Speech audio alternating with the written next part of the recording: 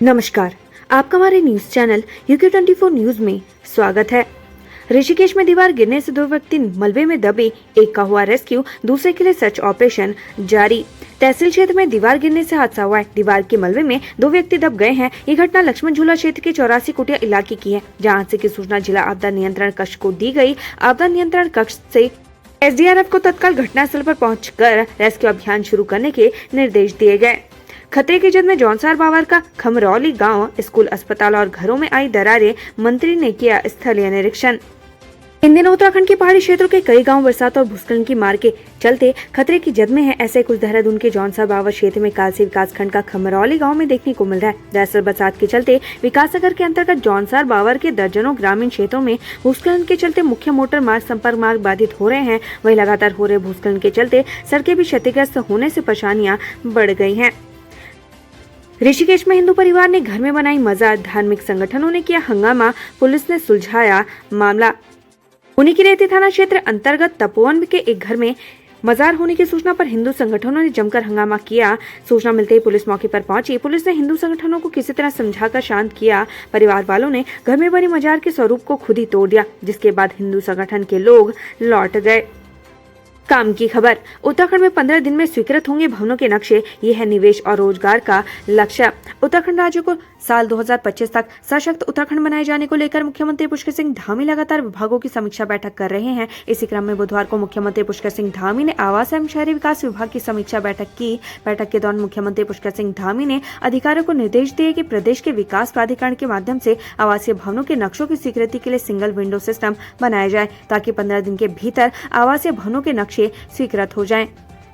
Been नदी में बहने से बचा युवक, जान बचने पर जोड़े हाथ, फिर कान पकड़कर लगाई उठक बैठक। ऋषिकेश में बीन नदी के उफान में एक युवक बहने से बाल बाल बच गया। गनीमत रही कि युवक ने किसी तरह खुद को संभाला और मुश्किल बचकर किनारे पहुंचा। इस दौरान युवक ने कान पकड़कर न सिर्फ नदी से माफी मांगी, बल्कि हाथ जोड़कर जान बख्शने पर आशीर्वाद भी लिया। इस पूरी घटनाक्रम का वीडियो सोशल मीडिया पर तेजी से वायरल हो रहा है। वायरल वीडियो में चीला बैराज मार्ग पर बीन नदी में एक युवक बहता दिखाई दे रहा है। उफान में वो खुद को बचाने के लिए छटपटाता दिखा। कड़ी मशक्कत के बाद वो आखिरकार नदी किनारे पहुंचने में कामयाब रहा। नदी से बाहर निकलते ही उसने कान पकड़कर माफी मांगी, साथ ही जोड़कर नदी से माफी मांगता हुआ भी दिखाई दिया। ऐसा लगा शायद वो ऐसी हरकत दोबारा न करने की बात कह रहा हो। वहीं चीला चौक इंचार्ज RC उनियाल ने बताया कि पर्वतीय क्षेत्रों में बारिश के बीच बीन नदी उफान पर है। पुलिस वाहन सवारों को लेकर पैदल लोगों को भी नदी से होकर गुजरने से रोक रही है। बावजूद इसके कुछ लोग नहीं मान रहे।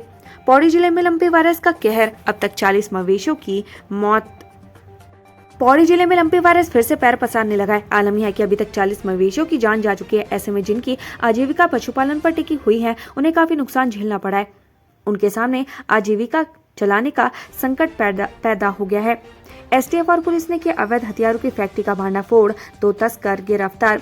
अवैध हथियार तस्कर गिरोह का उत्तराखंड STF ने खुलासा करते हुए उधम सिंह नगर के बाजपुर के एक घर से बड़ी मात्रा में हथियार बरामद किए हैं। STF और उधम सिंह नगर पुलिस ने ज्वाइंट ऑपरेशन में हथियारों की फैक्ट्री का भांडाफोड़ करते हुए मौके से 2 तस्करों को गिरफ्तार किया है। पुलिस जाँच में पता चला कि आरोपी उत्तराखंड, हरियाणा, पंजाब और उत्तर प्रदेश में असलहों की तस्करी करते थे। STF SSP ने खुलासा करने वाली टीम को 10,000 रुपए का इनाम देने की घोषणा की है। बारिश से गोला नदी का कैनाल फिल्टर क्षतिग्रस्त, आधे हल्द्वानी शहर की पेयजल सप्लाई ठप।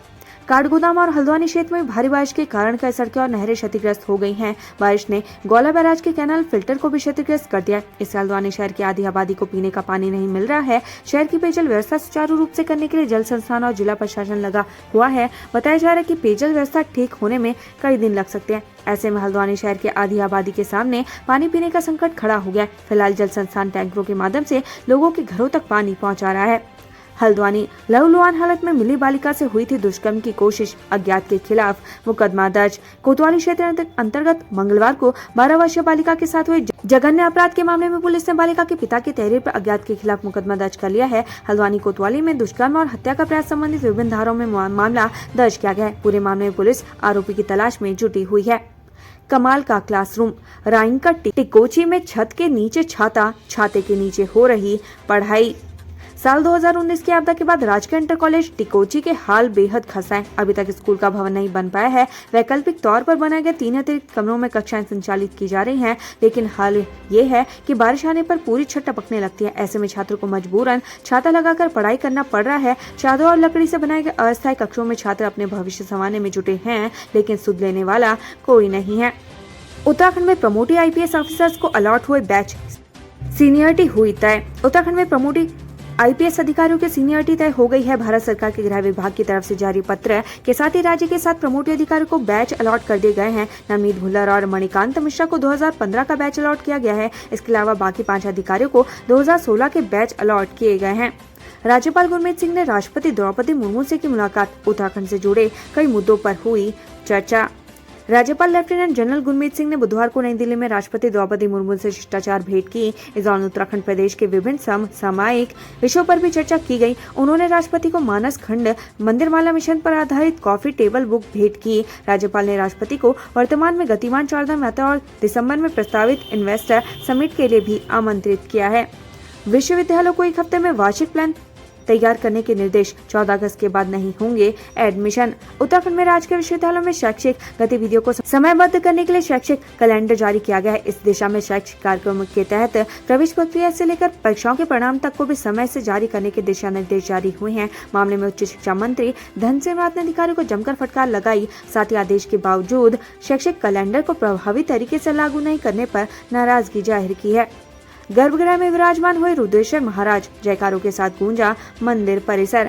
बद्रीनाथ केदारनाथ की यात्रा से लौटने के 2 दिन बाद रवाई घाटी के 65 गांव के आराध्य देव रुद्रेश्वर महाराज बजलाणी गांव स्थित मंदिर के गर्भगृह में विराजमान हो गए हैं। बजलाणी गांव में आयोजित कार्यक्रम के दौरान रुद्रेश्वर महादेव की मूर्ति को जयकारों के साथ मंदिर के गर्भगृह में स्थापित किया गया। उत्तराखंड भू कानून का ड्राफ्ट तैयार, कमेटी ने सरकार को सौंपी रिपोर्ट, जल्द कैबिनेट में लाया जाएगा प्रस्ताव।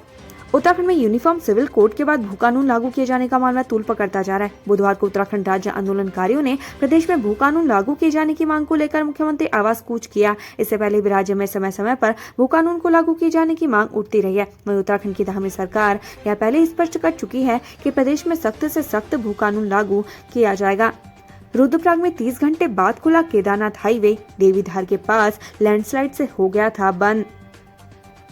रुद्रप्रयाग के देवीधार के पास भूस्खलन से बंद केदारनाथ हाईवे 30 घंटे बाद सुचारू हो गया है। मंगलवार को भारी बारिश के कारण राष्ट्रीय राजमार्ग 107 देवीधार में 25 मीटर लंबाई में वॉश आउट हो गया था। काशीपुर में NH 74 पर ढीला नदी के ऊपर बना पुल धंसा, विधायक ने अधिकारियों से मांगा जवाब।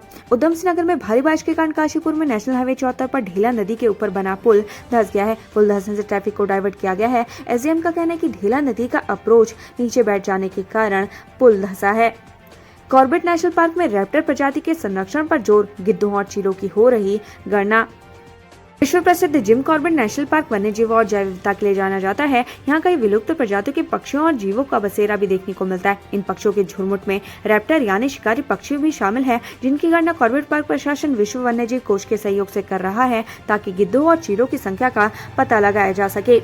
पौड़ी में विवाहिता ने की आत्महत्या, पुलिस जांच में जुटी। जिले के आंतरिक थाना क्षेत्र पठानी में एक विवाहिता द्वारा आत्महत्या करने का मामला प्रकाश में आया है। पुलिस को मामले की सूचना अस्पताल से मिली। पुलिस के अनुसार परिजनों ने विवाहिता को CSC पठानी पहुंचाया, जहां डॉक्टर ने उसे मृत घोषित कर दिया। पुलिस ने शव को कब्जे में लेकर पोस्टमार्टम के लिए भेज दिया है। पुलिस ने मामले की जाँच शुरू कर दी है। पुलिस ने बताया कि मृतका बिहार की रहने वाली है। भालू का अटैक, भैंस चराकर लौट रहे किशोर पर भालू का हमला, लहूलुहान हालत में अस्पताल में भर्ती। उत्तराखंड में मानव वन्यजीव संघर्ष लगातार बढ़ रहा है। ताजा मामला लालकुआर डॉली रेंज से सामने है, जहां भैंस चराकर घर को लौट रहे एक किशोर पर भालू ने हमला कर जख्मी कर दिया। हमले में किशोर गंभीर रूप से घायल हो गया। गनीमत ये रही कि किशोर के आसपास अन्य लोग मौजूद थे। उनके शोर मचाने पर भालू उसे छोड़कर जंगल की ओर भाग निकला। बागेश्वर उपचुनाव की तैयारियों में जुटी पार्टियां, कांग्रेस ने 180 बूथों का किया पुनर्गठन, बनाए 3 लोगों का पैनल। बागेश्वर विधानसभा सीट पर उपचुनाव की तिथियों का ऐलान होने के बाद राजनीतिक पार्टियां तैयारियों में जुट गई हैं। प्रदेश की दोनों मुख्य पार्टियां भाजपा और कांग्रेस के बीच प्रत्याशी के चयन को लेकर माथापच्ची की कवायद भी शुरू हो गई है। इसके अलावा दोनों पार्टियां अपनी अपनी जीत का दावा कर रही है। विधानसभा सचिव नियुक्त हुए शहन्य शाह मोहम्मद दिलबर दानिश, लंबे समय से खाली चल रहा था पद। उत्तराखंड विधानसभा सचिव का पद लंबे समय से खाली चल रहा था, जिस पर उच्चतर न्यायिक सेवा में अपनी सेवाएं दे रहे शहनशाह मोहम्मद दिलबर दानिश को सचिव विधानसभा सचिवालय पद पर नियुक्त कर दिया गया है, जिसके बाद बुधवार को शहंशाह मोहम्मद दिलबर दानिश ने सचिव विधायी एवं संसदीय कार्य के साथ ही उत्तराखंड विधानसभा के सचिव का पदभार ग्रहण कर लिया। श्रीनगर मेडिकल कॉलेज में एडमिशन प्रक्रिया संपन्न। स्टेट कोटे में 114 छात्रों ने लिया प्रवेश, 22 ने भरा बॉन्ड। राजकीय मेडिकल कॉलेज में MBBS सत्र वर्ष 2023-24 के लिए प्रथम काउंसलिंग समाप्त हो गई है, जिसमें स्टेट कोटे की सीटों में प्रथम काउंसलिंग में 119 छात्रों की लिस्ट में 114 छात्रों ने प्रवेश लिया है। ऑल इंडिया कोटे की सीट पर 22 छात्रों में 4 छात्रों ने एडमिशन लिया। एडमिशन के दौरान MBBS की पढ़ाई पूरी करने के बाद 5 साल का सरकारी अस्पतालों में सेवाएं देने का बॉन्ड 22 छात्रों ने भरा, जबकि 92 छात्रों ने बॉन्ड नहीं भरा। काशीपुर में स्मैक तस्कर चढ़ा पुलिस के हत्थे, लाखों का माल बरामद। काशीपुर पुलिस ने ढेला पुल से एक स्मैक तस्कर को गिरफ्तार किया है। आरोपी के कब्जे से आधा किलो स्मैक बरामद की गई है। बहरहाल पुलिस ने मामले में कार्रवाई करते हुए आरोपी को जेल भेज दिया। कलजीखाल ब्लॉक में गहरी खाई में गिरी मैक्स, एक महिला की मौत, 6 लोग घायल। कलजीखाल ब्लॉक के अंतर्गत एक मैक्स वाहन अनियंत्रित होकर गहरी खाई में जा गिरा। इस हादसे में एक महिला की मौत हो गई, जबकि चालक समेत 6 लोग गंभीर रूप से घायल हो गए। सभी घायलों को उपचार के लिए सतपुली अस्पताल पहुंचाया गया। बताया जा रहा है कि वाहन साकिन खेत से मुंडनेश्वर की ओर जा रहा था। केंद्रीय टीम ने रक्सर और खानपुर में बाढ़ ग्रस्त क्षेत्रों का किया दौरा, पीड़ितों को मुआवजा देने का दिया आश्वासन। उत्तराखंड से संबंधित ऐसी ही खबरें पाने के लिए हमारे चैनल को लाइक व सब्सक्राइब जरूर करें। धन्यवाद।